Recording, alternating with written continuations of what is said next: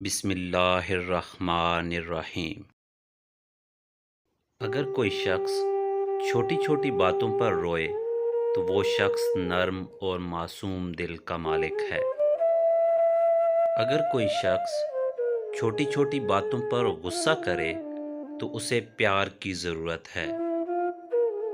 اگر کوئی شخص کم بولتا ہے مگر جب بولتا ہے تو تیزی سے بولتا ہے تو وہ شخص اپنے اندر کچھ راز رکھتا ہے۔ اگر کوئی شخص بہت زیادہ سوتا ہے تو وہ اداس ہے۔ اگر کوئی شخص بہت زیادہ ہنستا ہے تو وہ اندر سے اکیلا ہے۔